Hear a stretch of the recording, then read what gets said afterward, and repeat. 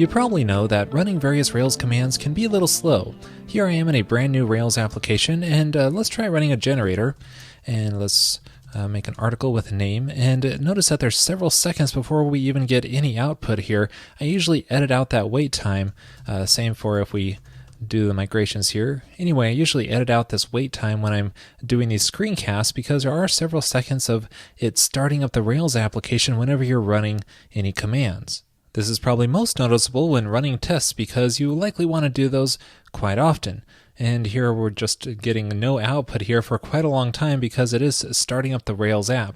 And this wait time will grow as your application grows. Now in this episode, I want to show you a few different tools that you can use to make these commands run much faster. The first one here is Zeus. This will preload your Rails application so that you can run commands against it nearly instantly. It does have some fairly strict requirements here though, a recent version of OS X or Linux, and a Ruby 193 with a backported garbage collection patch. I've been running it without the patch, and it seems to work great, but you may find it necessary if you have limited RAM. To get it installed, just run gem install Zeus, and don't add it to your gem file because it's designed to run outside of bundler through the Zeus command. So just run Zeus start after that, and that will start up, basically preload your Rails application, and you can see this changing as the Rails app is loading. It changed to green for most of this because that is valid and up and running so that we can run these commands against our preloaded Rails app. Let me open up another tab here. Now if we run a generator, let's instead of running Rails generate, we can run Zeus generate, and let's generate a new model here, and that will run nearly instantly, as you can see here. Same for rake db migrate. Instead of doing that, we'll want to prefix this any rake commands with Zeus, and that will run very fast. And if we run the tests, Zeus rake test, that will also run much faster than it did before. Now we can also run a specific test file or directory through Zeus test. Let's run the functional directory, and that is very fast. So this is really awesome. Since we don't have to start up our Rails app every time we run one of these commands, the output is just so fast using Zeus here. Because the way it works is that it's preloading Rails in the different environments, development and test, and if we had Cucumber set up in this app, it would work for that as well. So that way we can run any of those related commands on that preloaded environment. Now Zeus is also smart about reloading any changes, so if we do make a change to a model, for example, then it's going to be picked up automatically. We don't have to reload Zeus. Now let's compare the time difference with and without Zeus. If I run bundle exec rake db migrate, this will be without Zeus, and so since it starts with the Rails app, it took about 3 seconds there. And if we run it with Zeus, then it takes less than half a second, so Zeus does give us quite a big savings. Now this time will change a lot depending on the size of your app and your computer setup, so I encourage you to try it for yourself. One thing that's really nice with this setup is that you can better integrate Rails commands into your editor for really fast feedback. For example, here I am in a controller test, and let's say I want to run this specific test. I just put my cursor here and then run a given bundle command, and there's the output. That test passes. However, if I make a change here, I may save it and then run it again, then we get a failure. So a really fast feedback here through Zeus. Now I'm just using a custom TextMate bundle command for this. It's just really simple. It just CDs into the TextMate's project directory and then runs a Zeus test on that given file and line number. Now one thing to be aware of if you're using Zeus is that it generates a Zeus socket file at the root of your project, and you'll probably not want to check this into your Git repository. So I recommend just echoing it into your .gitignore file, or you might want to put this in your global .gitignore file if you have multiple projects using this. So that's a quick overview of Zeus. It's one way to speed up your Rails commands, but it's certainly not the only way.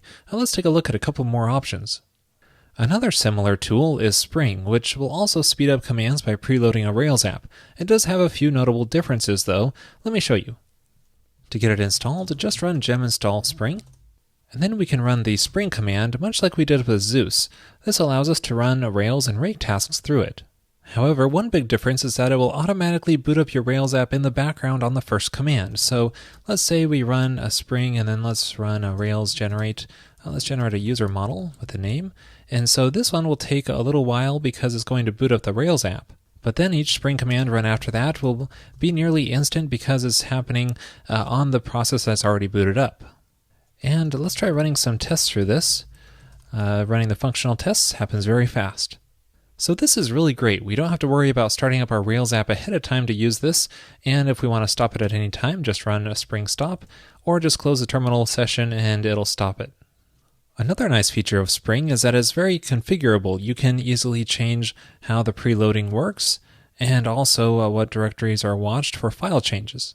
However, one thing to watch out for is that it doesn't use fs-event by default to detect file changes. It's going to pull 5 times a second. Instead, you might want to add this to your gem file so that it will use fs-event. That is if you're on macOS 10 or iNotify for Linux. Let's move on to the last tool I want to show you here, which is Commands by David Hannemeyer Hansen. This is much simpler and doesn't try to do anything fancy like preloading your Rails app in the background. It's basically just a way to run various Rails commands from within a loaded console. Let's give this a try. This one is designed to be added to your gem file called Commands, and let's specify the group to be the development and test environments. And then of course run the bundle command to install it, and then we can open up the Rails console, and here this will take a little while as normal because it is booting our Rails app. But then once this is loaded, we can run various generators and rake tasks. So let's generate a new model. Let's call it author and give it a name, and that is very fast. And we can run rakedb migrate, and that is very fast as well.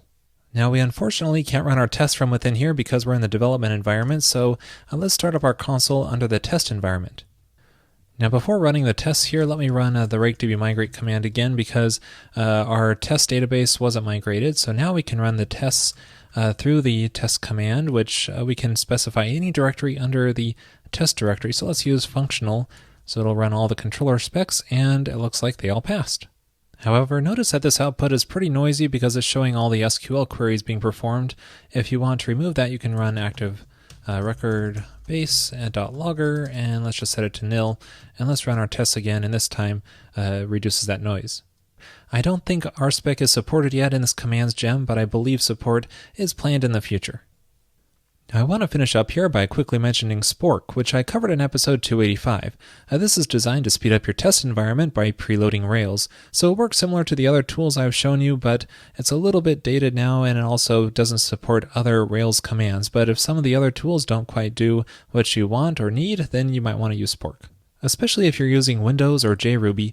I don't think the other tools I've shown you support those environments, but I believe Spork does. Well, that's it for this overview of various tools to quickly run Rails commands. So if you're tired of sitting here waiting for your Rails app to load to run a command, give them a try. Thanks for watching.